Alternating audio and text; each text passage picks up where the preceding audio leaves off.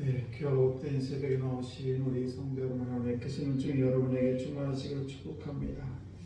하나님이 함께하는 사람에 대해서 함께 은혜를 나누고 있습니다. 하나님이 함께하는 사람은 진리를 따라 살아가는 사람입니다. 하나님의 말씀에서 벗어나지 아니하고 늘 하나님의 말씀을 기준으로 하고 하나님 말씀에서 벗어나지 않는 그런 삶을 사는 사람이 바로 하나님이 함께하는 사람이고, 또 하나는 사랑을 실천하는 사람이에요.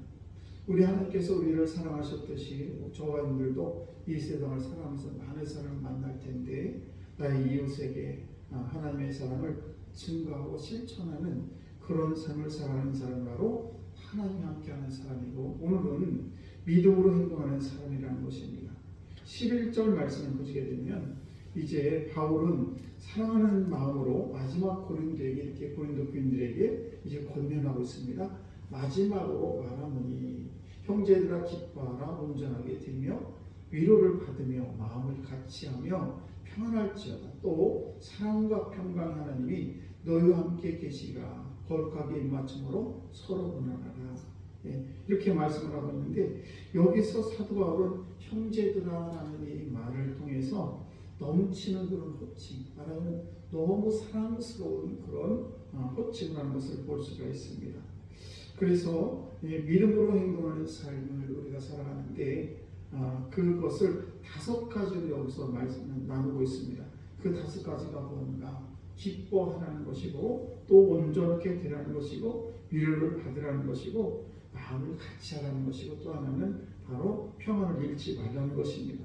그래서 오늘도 저와 여러분들이 그 5번째 중에서 첫 번째 우리가 기뻐하라는 말씀인데, 우리가 기쁨이라는 것은 우리 환경을 바라보면 참 기쁨이 해마다 날마다 순간순간마다 넘칠 수 없는 그런 조건이 있죠. 특별히 사도 바울은 외모적으로도 굉장히 안 좋았습니다.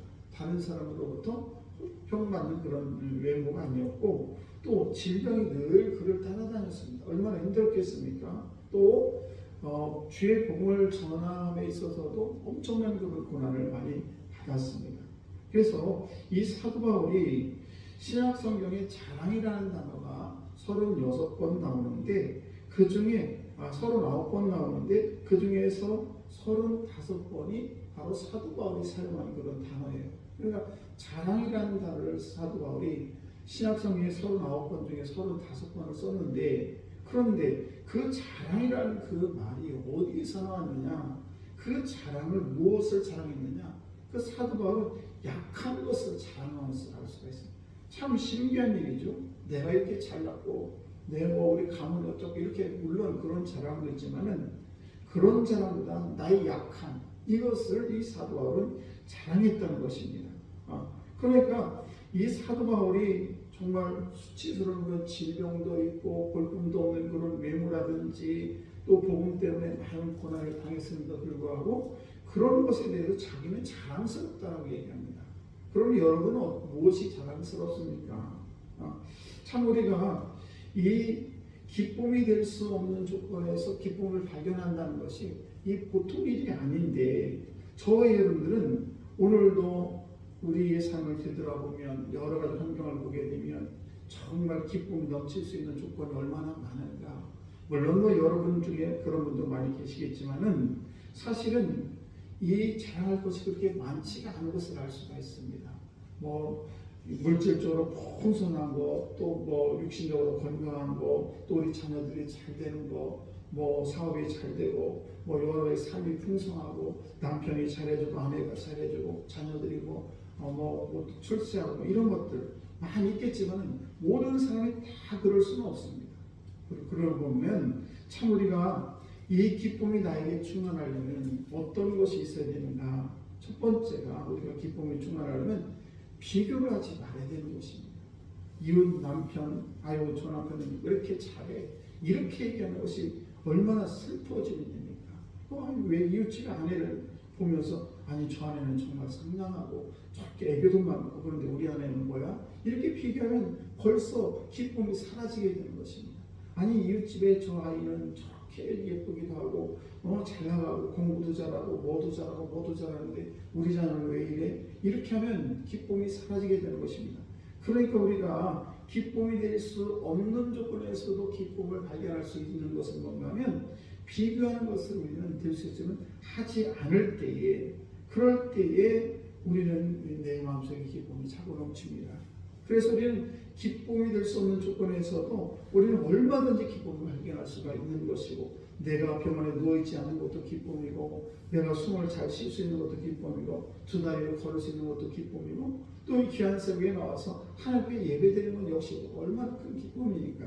그러니까 우리가 이 세상을 살아가면서 특별히 사도 바울이 이 고린도 교인들한테 마지막으로 권하면서 말하면서 형제들아 기뻐하라고 했던 것은 그들이 조건이 환경이 좋아서 기뻐하라는 것이 아니라, 그럼에도 불구하고 너희들은 이 하나님 주신 것을 감사하고 기쁨의 조건을 발견하고 그런 삶을 살라고 이렇게 말씀하시는 것인데, 오늘 저와 여러분들도 마찬가지입니다. 우리가 이 세상을 살아가면서 여러 가지 일이 많지만 그래도 기쁨을 발견하는 저들 되시기를 축원합니다. 두 번째가 바로 뭔가 하면 믿음으로 행동하는 사람은 온전케 되라는 것입니다. 우리가 온전케 된다는 것은 영육 간에 강건하는 겁니다. 영혼도 강건해야 되고 육신도 강건해야 되는데, 영혼이 강건하려면 어떻게 되는 건가? 육신이 강건해야 돼요. 그러니까 영혼이라는 것은 우리 육신의 그릇에 영혼이 담겨있는 것인데, 육신이 우리가 약하게 되면 영혼이 육신의 그릇이 불안하기 때문에 영육 간에 강건할 수가 없습니다. 그래서 여러분들도 저도 마찬가지지만 이 육신의 건강을 늘 신경을 쓰셔야 돼요. 먹는 거라든지 잠자는 거라든지 또 여러 가지 환경에 대해서 정말 우리가 될 수 있으면 우리가 보약을 먹을 수 있는 보약도 드셔서, 그래서 여러분이 건강해야, 그래야 내 속에 들어있는 영혼도 건강이 되는 것입니다. 물론 우리가 육신이 건강하지 않아도 영혼이 건강하면, 성령 충만하면 모든 것을 이길 수 있지만, 그러나 육신이 쓰러지면 안 되기 때문에 우리가 영육 간에 늘 강건할 수 있도록 밸런스를 잘 맞출 필요가 있다는 사실이죠. 그래서 우리가 육체의 건강도 우리가 무시할 수 없는 것입니다. 우리가 운동도 해야 되고 여러 가지. 그래서 이 영적으로도 우리가 성경의 근거를 두어서, 그래서 근거를 두고 그냥 기분에 따라서 뭐 왔다 갔다 하지 말고, 제발 좀 말씀의 중심을 잡고 내 감정에 의해서 이랬다 저랬다 하는 그런 모습을 보여서는 안 될 줄 믿습니다. 그래서 우리는 늘 우리가 영육 간에 강건하려면 육신적으로 운동도 많이 해야 되지만 또 영적으로도 우리가 늘 기도를 멈추지 말아야 되는 것입니다. 기도가 뭡니까? 우리가 잘 알다시피 호흡이나 영혼의 호흡이라고 우리가 잘 알고 있으면서도 불구하고 기도를 멈추면 내 영혼이 점점 숨이 가빠지면서 영혼이 죽게 되는 것입니다. 그러므로 우리가 정말 우리가 기도는 호흡이라는 걸 너무 잘 알고 있으면서 거기에서 벗어나서 기도하지 않는다면 이것은 죽은 영혼이 되기 때문에 우리는 늘 영육 간의 강건함을 우리 잊지 말아야 될 줄 믿습니다.